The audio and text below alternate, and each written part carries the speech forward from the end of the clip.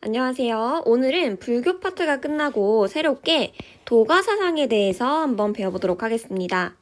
자, 도가사상에서는요, 크게 노자라는 사람과 장자, 뒷부분에서 우리 다음 시간에 장자라는 사람에 대해서 배워보도록 할게요. 자, 그러면 우리 첫 번째로 도가에서 하늘을 어떻게 파악하는지부터 보도록 하겠습니다. 우리 앞부분 유교에서 우리 공자는 하늘에 대해서 어떻게 파악했었죠? 네, 인격적 주제천으로 파악했습니다. 우주 만물의 지배자로서 사람들의 도덕성을 감시하는 그러한 하늘로 보았죠? 자, 그리고 맹자에서는 하늘을 어떻게 파악했었죠? 네, 보편적인 덕성으로 파악을 했었습니다. 그쵸? 기억나죠? 자, 그러면 도가에서는 과연 자연, 하늘을 어떻게 파악할까요? 네, 도가에서의 하늘은요, 천지자연 그 자체를 가르치는 자연천을 의미합니다. 공자와 맹자와는 성격이 아주 다르죠? 자, 이렇게 인간사에 관여하는 인격적 주제자나 도덕적 의미의 존재가 아니라 단지 천지자연일 뿐이라고 보는 것입니다. 즉, 하늘이라는 것은 한마디로 자연의 일부에 불과하다라고 파악하는 것이 도가에서 생각하는 하늘입니다. 자, 우리 다음으로는 도가에서 가장 중점적으로 중요하게 파악해야 하는 도가할 때 그 도가 무엇인지 배워보도록 하겠습니다. 도가 사상에서 말하는 도란 뭐냐면 우주 만물의 근원적인 원리를 말해요. 좀 더 구체적으로 말해보자면 도란 이 세상에 존재하는 모든 것의 생성, 소멸, 변화의 근원이라고 보면 됩니다. 모든 것은 도라는 것에서부터 시작했고 변화도 도로 인한 것이고 소멸도 도로 인한 것이라고 생각하면 됩니다. 즉, 모든 것은 도에서부터 시작했기 때문에 어떤 것이 더 우월하거나 더 하등한 것은 없겠죠. 그 모든 만물을 거슬러 올라가 보면 근원은 다 도에서부터 비롯된 것이니까요. 따라서 도라는 관점에서 보면 이 세상에 아름다움과 추함, 옳고 그름 등과 같은 차별이 존재할 수 없다고 봅니다. 그래서 지금까지 설명한 것을 토대로 보면 도라는 것은 한마디로 우주 만물의 근원으로서 절대적인 존재라고 할 수 있는 것이죠. 자, 도가 뭔지 조금 감이 오나요? 그리고 도라는 것은 이 세상의 자연이라는 모습으로 나타난다고 생각했어요. 우리 눈에 보이는 모든 자연이 곧 도라는 것이죠. 우리 바로 위에서 도는 모든 만물의 근원이라고 했던 거 기억나죠? 그 맥락인 거예요. 우리 근데 자연이라는 거 생각하면 어떻죠? 네, 당장 창문 밖에 있는 나무나 풀 등의 자연을 한번 바라봐 보세요. 그 자연들을 보면 누가 외부에서 키워줘야 자라나요? 아니면 자기들 알아서 스스로 자라나요? 그쵸, 스스로 자라죠? 즉, 자연이라는 것은 스스로 그러한 특징을 가져요. 그러니까 자연이 움직이는 운동의 원인은 외부에 있지 않고 자연 내부에 존재해요. 자, 그래서 지금까지의 내용을 한번 정리해보면 도라는 것은 자연의 모습으로 이 세상에 자신의 모습을 드러내는데 자연이라는 것은 누가 키워줘야 하는 게 아니라 스스로 움직이는 거예요. 자, 그러면 이 도의 작용은 본질적으로 어떤 특징이 있을까요? 네, 노자는 바로 도는 아무것도 하지 않는다는 무의의 본질을 갖는다고 말해요. 무의할 때 무는 없을 무자고 위는 하다 할 때 위자예요. 그러니까 직역하면 하는 것이 없다라는 게 무의의 뜻이에요. 자, 그래서 도라는 것은 그저 자연의 법칙에 몸을 맡길 뿐 일부러 어떤 자기도 가하지 않는다라는 거예요. 그래서 도 작용의 본질은 무의라고 정리해 볼 수 있어요. 자, 여러분, 여기서 여러분들이 한 가지 키워드로 짚고 넘어가셔야 할 것이 있습니다. 바로 무의 자연이라는 키워드입니다. 무의 자연은 노자에서 꽤 중요한 키워드예요. 방금 선생님이 설명한 것을 토대로 무의 자연의 뜻을 정리해보자면 무의 자연이란 스스로 활동하는 도작용의 원리라고 정리해볼 수 있을 것 같습니다. 노자는 이렇게 인위적인 어떤 자기를 가하지 않고 자연에 순응하는 것을 강조하는 입장이라는 거 꼭 기억하셔야 합니다. 그리고 도라는 것은 반드시 극에 달하면 반대로 되돌아온다라는 특징이 있어요.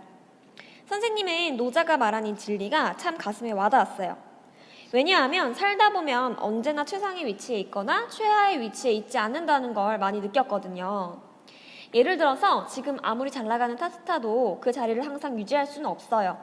정상을 찍고 나면 이제 내려올 일만 남은 거거든요. 반대로 내가 지금 아무리 최악의 상황이더라도 더 내려갈 것이 없다면 나는 올라갈 일만 남은 거예요. 최악의 상황에 계속 머물러 있을 수 없다는 거예요. 즉, 노자가 말하고 싶은 것은 모든 것은 극단에 도달하면 언제나 다시 되돌아올 수밖에 없다는 것입니다. 이것을 노자는 돌아올 반자를 써서 반이라고 이야기했어요. 자, 다음으로 우리 노자가 말한 덕에 대해서 한번 보도록 할게요. 노자가 말한 덕이란 육아에서 말한 덕이랑 완전 달라요. 노자는 덕이란 도를 따르고 도를 지키는 것이라고 말해요. 그러니까 덕이라는 것도 도의 특징을 가지고 있기 때문에 덕의 본성은 무위자연이라고도 말할 수 있습니다. 왜냐하면 위에서 봤듯이 도란 무위자연의 특징을 가지니까요. 자, 잘 와닿지 않을 테니까 덕의 종류를 보면서 덕이 무엇인지 좀 더 자세히 파악해 보도록 할게요. 노자는 덕의 종류를 최상의 덕과 하급의 덕으로 나눠요. 최상의 덕이란 뭐냐면 도에 합치되는 행동을 하는 거예요. 하지만 여기서 제일 중요한 건 도에 합치되는 행동을 하되 그 행동을 일부러 의식하면서 하거나 욕심부리면서 하지 않는 거예요. 위에서 무위자연이라는 개념에서 봤듯이 노자는 도를 무위자연으로 파악하는데 무위자연이란 인위적으로 뭔가를 하지 않고 자연에 따르는 거였어요.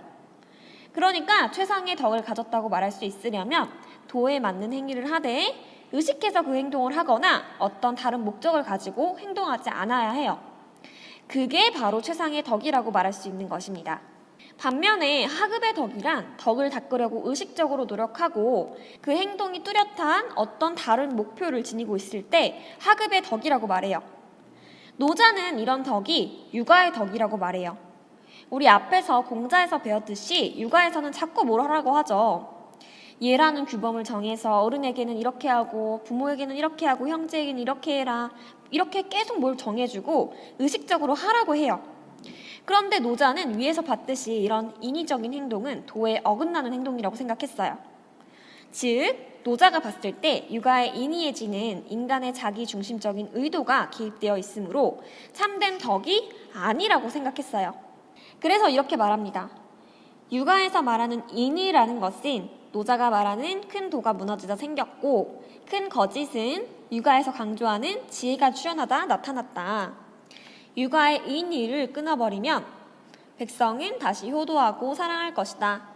자, 그리고 노자는 또 이렇게도 얘기해요.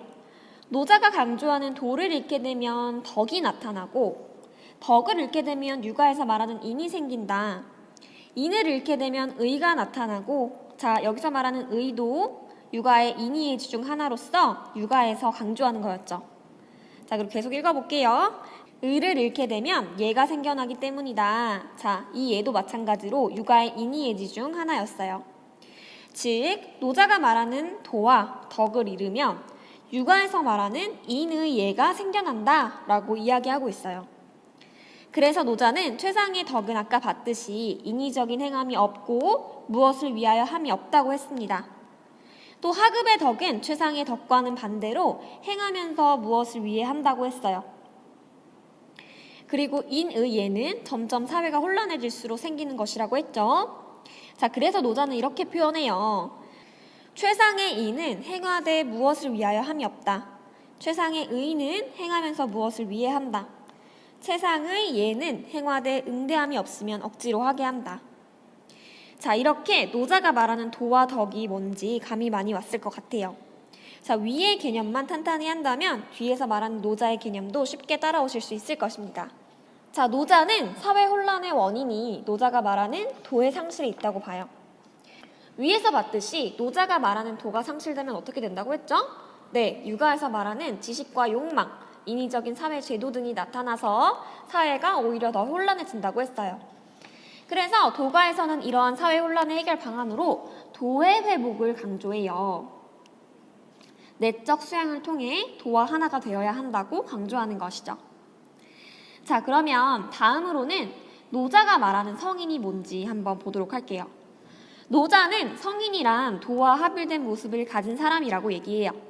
위에서 얘기했던 거 다 똑같이 적용하고 있죠? 자, 또 노자는 성인은 소박하고 유약하며 물과 같은 사람이라고 얘기해요. 여기서 성인을 물과 같은 사람이라고 비유한 거 중요해요. 자, 관련 원문을 읽어보면서 자세하게 한번 볼게요. 물은 서로 다투지 않으며 모든 만물을 이롭게 하고 항상 낮은 곳에 처해 겸손하다. 따라서 최상의 선이란 물과 같다. 자, 여러분 마지막에 최상의 선이란 물과 같다라는 구절을 4글자로 하면 상선약수라고 합니다. 자, 노자는 왜 이렇게 최상의 선이란 물과 같다라고 얘기했을까요? 자, 왜냐하면 방금 읽어봤듯이 물은 어떤 특징을 갖죠? 네, 물은 서로 다투지도 않고 또 만물을 이롭게 해요. 그리고 항상 물은 위에서 아래로 흐르죠. 즉, 물은 항상 낮은 곳에 처해서 겸손해요. 그렇기 때문에 성인이란 물과 같은 사람이라고 하는 거예요. 그리고 도가에서는 당연히 육아의 지식과 욕구 등 인위적인 것을 싫어하니까 성인은 당연히 지식과 욕구에 의해 지배되지 않는다고 하겠죠. 자, 다음으로는 노자가 추구하는 정치의 방법에 대해서 보도록 하겠습니다. 노자는 무의정치를 주장했어요. 무의정치라는 것은 통치자는 아무것도 하지 않지만 모든 것을 다 이루어내는 정치입니다. 자, 예를 들면 이런 거예요. 선생님이 우리 2학년 3반한테 뭐 인위적으로 시키거나 명령하는 게 하나도 없어요. 그런데도 불구하고 여러분들이 스스로 자율적으로 다 잘 해낸다는 거예요.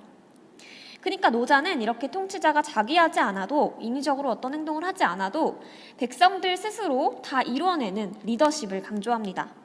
아무것도 하지 않지만 모든 것을 다 이루어낸다라는 것을 한자로 무위이 무불위라고 해요. 무는 없을 무자, 위는 하다 할 때 위자예요. 그리고 이 이는 접속사로 별 뜻이 없고 여기서 무는 없을 무, 그리고 불은 아니 불자, 위는 하다 위자예요. 그래서 이 무위이 무불위 한자어는 제시문에 자주 출제되는 한자어니까 이 정도는 눈에 익혀주시면 문제 푸시는 데 도움이 많이 되실 거예요. 아무튼 노자는 통치자는 아무것도 하지 않아도 백성들이 자율적으로 다 이루어내는 정치를 주장합니다. 따라서 통치자는 고정된 마음 없이 백성의 마음을 자신의 마음을 삼는 사람이라고 생각할 수 있습니다. 자, 마지막으로 노자가 주장하는 이상사회의 모습을 보도록 하겠습니다. 자, 노자는 소국과민을 주장합니다. 소국과민이란 그대로 풀이해보면 작은 나라와 적은 백성을 이야기합니다. 노자는 이웃나라에 다 굴고 개 짖는 소리가 다 들릴 정도로 작은 나라를 추구했고 각 나라가 스스로 너무나 다 각자 잘 다스려지기 때문에 서로 오가지도 않는 그런 이상사회의 모습을 꿈꿨습니다. 즉, 노자가 꿈꾸는 이상사회는 도에 따르는 통치가 실현된 소규모 자치 공동체라고 할 수 있어요. 소국과민은 노자에서 중요한 키워드니까 꼭 기억해 두시기 바랍니다. 자, 그러면 오늘도 수고 많으셨습니다.